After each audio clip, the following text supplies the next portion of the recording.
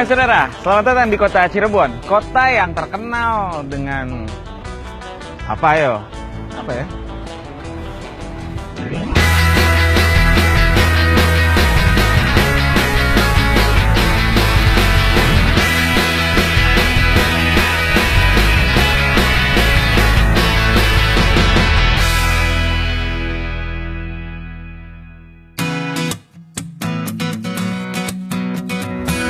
Halo saudara, gue Febrian. Gue adalah seorang pengembara yang pengen tahu ada budaya apa sih Nusantara ini. Sekarang gue mau ke Cirebon. Asli, pemandangan perjalanan dari kereta ke Cirebon bagus banget saudara. Ngelihat semua sawah-sawah ini bikin gue ngerasa makin semangat mau ke Cirebon.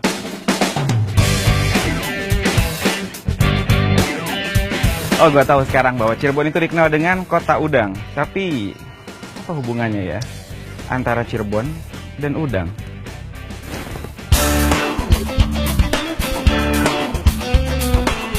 Oke saudara, dulu banget Cirebon dikenal sebagai Caruban. Carub dalam bahasa Cirebon artinya bersatu padu, karena di sana bercampur para pendatang dari beraneka bangsa, di antaranya Sunda, Jawa, dan Tionghoa. Kemudian pelafalan kata Caruban berubah lagi menjadi Carbon dan kemudian Cerbon. Nah, dulu mata pencarian sebagian besar masyarakat Cirebon adalah nelayan yang suka ternak rebon, yang artinya udang kecil. Ci dalam bahasa Sunda artinya air.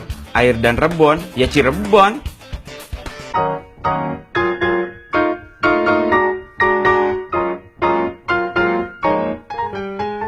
Biasa gue jalan-jalan untuk menambah kekayaan pengetahuan tentang budaya Indonesia gue. Dan sekarang gue lagi diminta untuk meliput behind the scene acara Indonesia yang tayang setiap hari Kamis jam setengah 11 malam di Metro TV.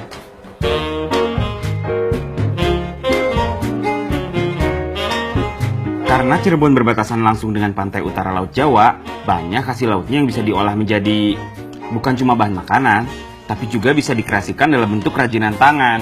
Seperti karang! Sebagian pengrajin Cirebon mengolah sampah laut berupa kulit-kulit kerang menjadi barang-barang seperti jadi perabotan, dan ada ontak kerang, ada kaca-kaca kerang, ada penutup nasi kerang, ada ranting-ranting kerang, ada sofa kerang, meja kerang. Wow, gue baru tahu nih di Cirebon ada industri kreatif kayak gini. Ada SNI-nya nggak? Ada. Oh, ada SNI-nya. Oh iya benar. Ada SNI-nya. Sebetulnya potensi kerajinan kerang di Indonesia itu kan besar.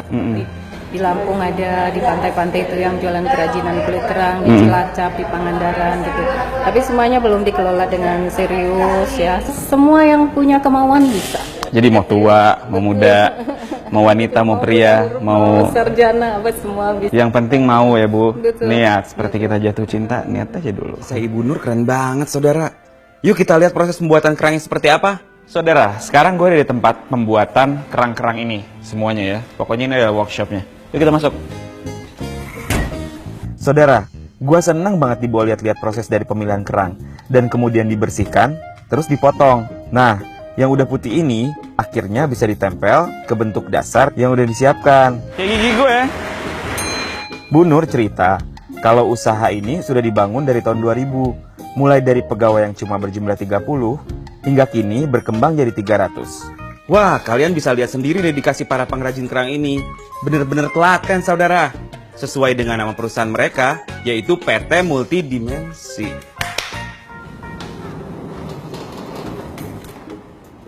Saudara, sekarang gue mau nulis sesuatu yang udah gue pelajari hari ini.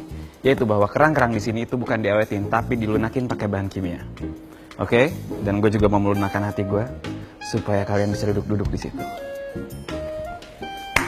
Prajurit.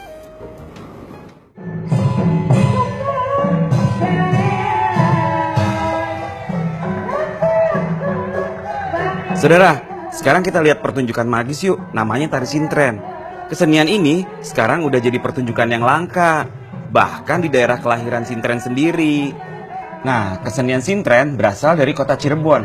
Jadi, sintren ini adalah tarian dari Cirebon yang terinspirasi dari kisah-kisah para pejuang kita di zaman penjajahan dahulu.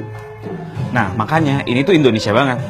Soalnya ya cerita-cerita rakyatnya syarat dengan magis. Katakan kita zaman waktunya penjajahan. Penjajahan. Ya, apa dikarenakan Sinten, kalau Sinten itu perannya wanita. Perannya wanita. Ada cewek. Kalau laki-laki itu lais. Lais. Lais para laki-laki lais. Kenapa kita kebanyakan dengan perempuan? Karena mayoritas itu pahlawan-pahlawan wanita itu yang bisa menyamar, yang bisa istilahnya menjadi telik sandi. Iya.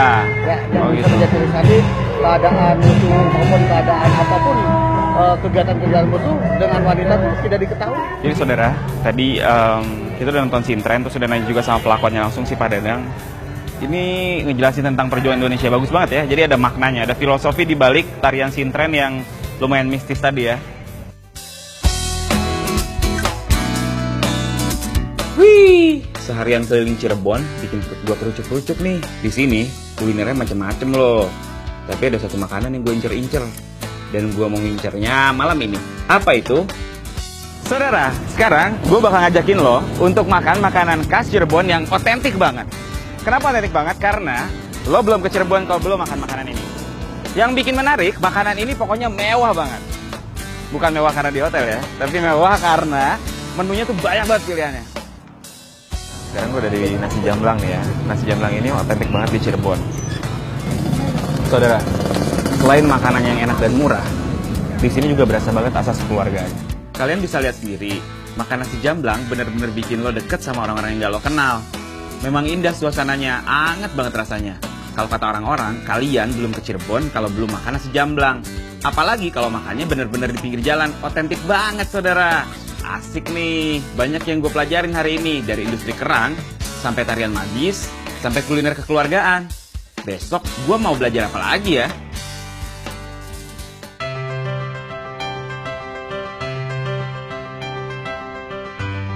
Pagi ini, tim Indonesia ngajak gue ngeliat sesuatu yang gue suka banget, yaitu batik. Dan kalian tahu bahwa gue pecinta kain-kain Nusantara. Ini adalah surga buat gue. Sekarang gue lagi ada di Ciwaringin, salah satu sentra pusat batik terkenal yang ada di Cirebon. Kita lihat aja langsung ke dalam. Saudara, di tengah desa ini ada sebuah pusat kerajinan batik yang katanya sih sangat alami. Saudara, gue dijelasin tentang proses pembuatan batik di sini.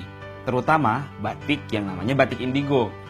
Jadi, proses pembuatan batik indigo ini sama seperti proses pembuatan batik biasa, tapi pewarnaannya pakai pewarna alami.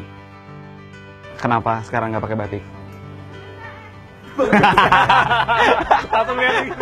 Luar biasa saudara, gue semakin cinta dengan kain khas Indonesia ini. Terima kasih Bu ya. Kalian jangan kemana-mana dulu, kan kalian udah lihat pembuatan batik secara tradisional. Sekarang kita lihat hubungannya dengan pasar modern. Setelah tadi gue lihat proses pembuatan batik di Ciwaringin, gue pengen tahu di mana sih batik-batik itu dijual.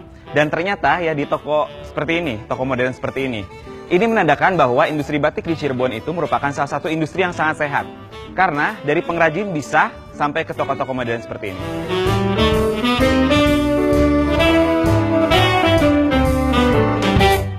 Sekarang otak gue udah kaya banget karena sekarang gue udah tahu tentang tari Sintren, tentang kerajinan kerang, dan juga tentang pembuatan batik indigo di Cirebon ini. Gue bisa menyimpulkan bahwa Cirebon adalah kota yang sangat kreatif. Bahkan ada yang namanya Kampung Produktif Desa Gesik Kecamatan Tengah Tani. Di kampung ini, tiap rumah tangga punya usaha sendiri, seperti daur ulang kayu bekas, usaha perabotan, dan yang paling lezat sih, pembuatan kerupuk melarat. Lihat nih, satu keluarga buat kerupuk dari pengolahan, bahan mentah, hingga dimasak dengan pasir. Unik banget saudara. Nah, hal yang bikin gue bangga banget adalah usaha-usaha ini pasarnya itu internasional saudara. Bener gak Bu Omah? Iya, yang dari Jepang udah langganan ada. Keren ya, suatu desa pesisir yang bermula dari nelayan udang, kini bisa berkembang menjadi kota yang banyak kesenian dan industri kreatifnya. Dan seperti biasa, gue harus menuliskannya di Jurnal Indonesia Kaya. Supaya makin apa? Supaya makin kaya, saudara.